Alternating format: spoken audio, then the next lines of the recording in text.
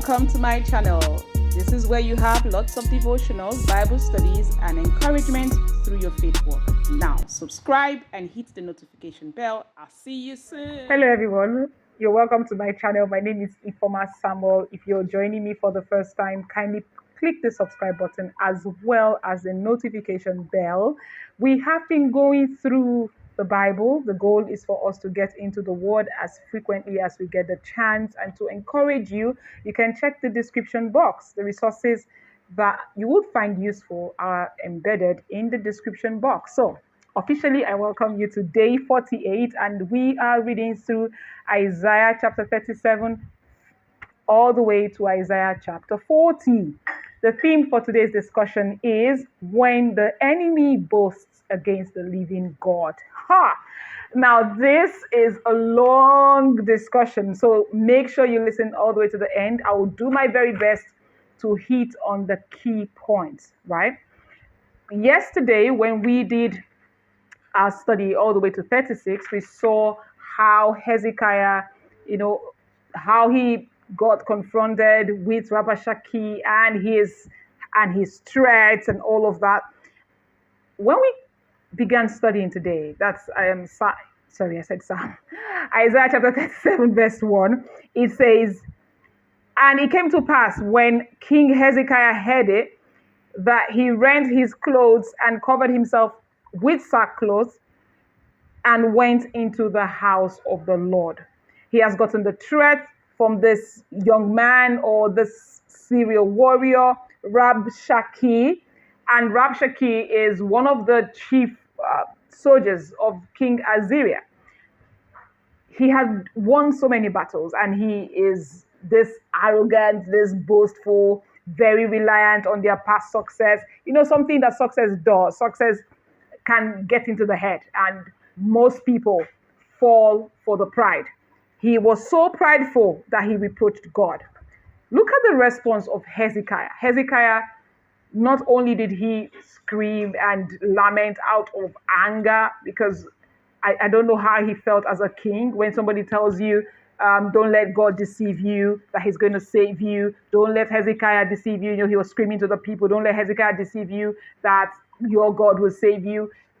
For me, it was the effrontery of this military personnel. It was the effrontery, the audacity that he had, to call upon the name of the Lord in such a disdainful way.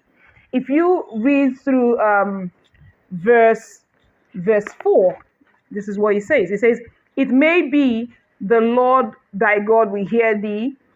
The Lord thy God will hear the words of Rabashakeh, whom the king of Assyria, his master, has sent to reproach the living God, and will reprove the words which the Lord thy God heard. Wherefore lift up thy prayer for the remnant that is left." They have been torn on every side, and this is Judah still trying to, be in existence. This threat from Rabashakeh is a threat to the survival and existence of the remnant of Israel that were left, particularly the Judah tribe. It's hurtful to see that humans, sometimes we humans, a lot of humans, even right now, present in the world, say a lot of things. It's one thing to have a quarrel with the king of Israel, or the king of Judah at that time. It's one thing, and then it's another thing to go against his God. It's such. I read it and I didn't know what to think of it. I said, what boldness! Even in our day, we have a lot of people who reproach God, who boast out of ignorance, out of pride. If you read Isaiah chapter 37, verse 10, look at the pride that he had. He said, "Thus shall you speak unto Hezekiah, king of Judah, saying, Let not thy God in whom thou trusted deceive you." How can you say that, really? Saying Jerusalem shall not be given to the hand of the king of Assyria. He goes on to talk about, "Oh, do you know that," in verse 12, "have the gods of the nations delivered them, which my fathers have destroyed?" You can imagine, as Gozan and Haran and Reziph and the children of Eden, which were in Telassar. Now he's going on and on about all the the conquest that he had won, and his people has won. It took a lot, comparing God, the living God, with the idols of all of these nations. He crossed the line. He crossed the line big time. In verse 12, asking, have the gods of these nations delivered them? The living God is a consuming fire. The living God is a God of vengeance. When you decide to reproach his people, is a different thing. When you now move past that line and reproach God himself, you're calling for fire. Okay, you're calling for fire. We see a lot of blasphemy. We know what the world is right now. People do not fear God. People think God is far ahead, or God is, I don't know. They don't believe in the living God. Hmm. I'm here, and it's something serious. Not believing God is one thing, but speaking evil against God, that's another kettle of fish altogether. I love the prayer of Hezekiah. You can catch that Isaiah chapter 37 from 15 to 20, where he invites God to fight this battle, where he invites God to come and save his people and to respond to the reproach. What situation is confronting you today? Do you have any situation? Do you have any circumstance telling you that God is not enough? This is what the word says. Okay? This is what God did to the people of Assyria. He said, I'm going to turn them back the same way they came. If you read all the way, Isaiah chapter 37, from 28 to 29, from 34 to 36, it talks about God's mercy. And God's response to the reproach of Rabshakeh is turning them back with his hook and with his girdle, back to their land. And not only that, they were destroyed there. If you read further down, you will see how the sons of the king of Assyria ended his life. Don't speak against the living God. God is alive. The living God is fire. The living God is a God of vengeance. He is more powerful, most powerful, God that has created everything. Okay, look around you. You want to go against that being? I laugh when people say these things against God. I laugh because they don't know who they really do not know God. They really do not want to see him come the way he is, as a consuming fire. If you continue down to I have a lot of notes actually. Isaiah chapter 40, verse 17 to 18, Isaiah chapter 40, verse 21 to 22, Isaiah chapter 40, verse 25 to 31. So you may want to read all of Isaiah chapter 40. It is deep, it is rich. Look at what he says in verse 25. It says, to whom then will ye liken me? This is God asking, who are you going to compare me with? Or shall I be equal, said the Holy One. If you go to 18, it says, to whom then will you liken God? It's still saying the same thing. Or what likeness will you compare him with? God is incomparable. The living God is not the idols of the nation. He is not any of the cults. He is way higher than all the principalities, all the powers, all of whatever can be named. God is God. The Jehovah Nissi, the Jehovah Rapha, the living God himself is incomparable. He is a consuming fire. He is a living God. He is very alive and very potent to respond to whatever reproach, whatever threat that the enemy makes against his people or himself. That is the God that we serve. That is the person that we are serving. That's the personality. Okay, he's not a person, but that is the being, the creator.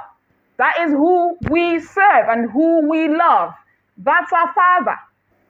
So don't let any situation tell you that God cannot help you or God cannot step in. God can do way more than what we think, way more than what the enemy expects.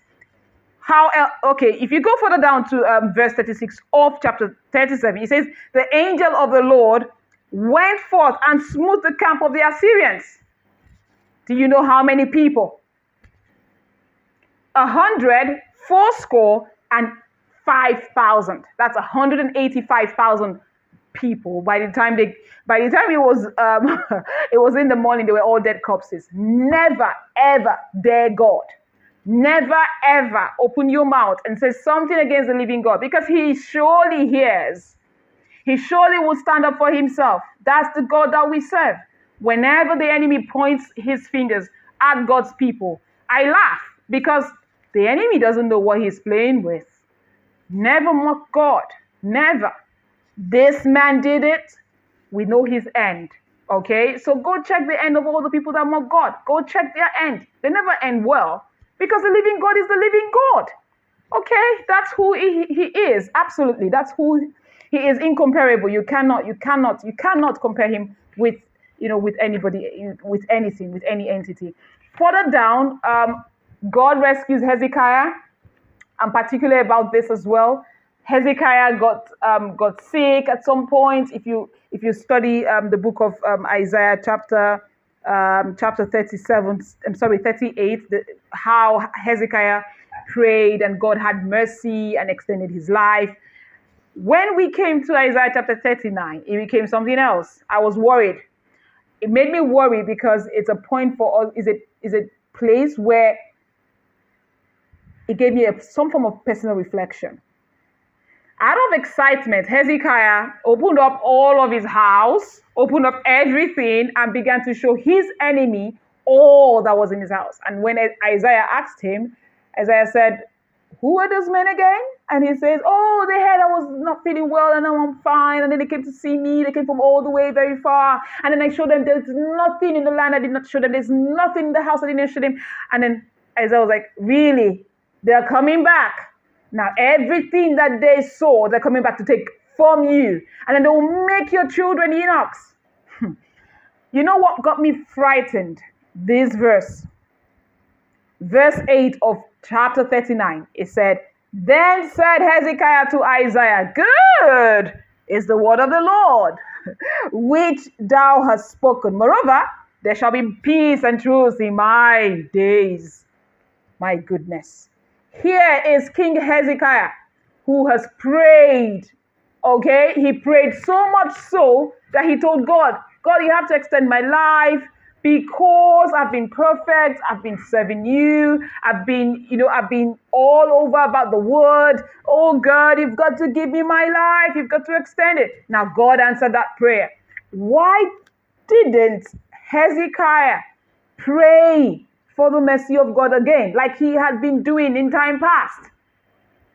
Verse 7 says, "And of all thy sons that shall issue from you, which you shall beget, or thou shall beget, shall they take away." That means the Babylonians are coming to take all your sons. Okay? Not only will they take all your children, "and they shall be eunuchs in the palace." Goodness gracious. That is an existential threat, meaning the whole existence of Hezekiah is in trouble. And then here he is saying, "Yes, good enough. It's not happening in my day." I smell selfish. As a parent, are we being selfish when we really don't care what happens with our downlines? Okay, what happens with our offspring, and then our offspring, and then our generation? Are we really mindful? Now, the things that we do and the things that we say and the seeds that we sow are going to have serious repercussion. They're going to show up somewhere in our line. Are we being careful? This was like loud. This really stood out for me when I got to this point. I looked at it and I'm like, this is really serious. Generational curses, generational obstacles and afflictions that we see are as a result of parents, okay, great, far back, for parents not standing in the gap for their children, on and on. Until we get this right, until we stand in the gap for our children, we are heading for a colossal mess. If you look at it, okay, it's little wonder that we see guys like Daniel walking, okay, being there. If you study the scripture on and on, you see, why were they eunuchs really? Why are the children of Israel being made eunuchs? Because somebody did not pray. Your prayer, your prayer, your cry for mercy, your cry for forgiveness, your cry, God is going to hear it if you stand in the gap for your people. You know one thing, God is always looking for somebody to stand in the gap. God is always looking for an intercessor. Are you going to be that one man, that one woman, that one boy, or that one girl who is going to stand up and say, enough? Who is going to stand up and say enough to the vows of the enemy, to the wiles of the enemy? Are you going to stand up and say, enough, Lord? Be that one man today. Don't be like Hezekiah. Don't say, oh, God has blessed me. I'm fine. Okay? Look at the promises of Abraham. Abraham did not just snatch or hold on and grab and lay hold of the blessings just for himself. It was a covenant that outlived Abraham. That's the legacy that we should leave behind. That's what we're talking about. That's what the scripture is saying. Let's be mindful of the seeds that we sow, because we have a generation to protect. We do have a generation to protect. Okay, so this is by far my longest. I really tried to bring everything together. So please do me a favor. You could read all of it and get blessed. Let me know which part of this discussion was a blessing to you. I'll see you tomorrow, okay? Keep studying the word. And if you're yet to subscribe, kindly click the subscribe button, share this video, leave a comment. Let's know how this has been a blessing to you. Take care. Bye for now.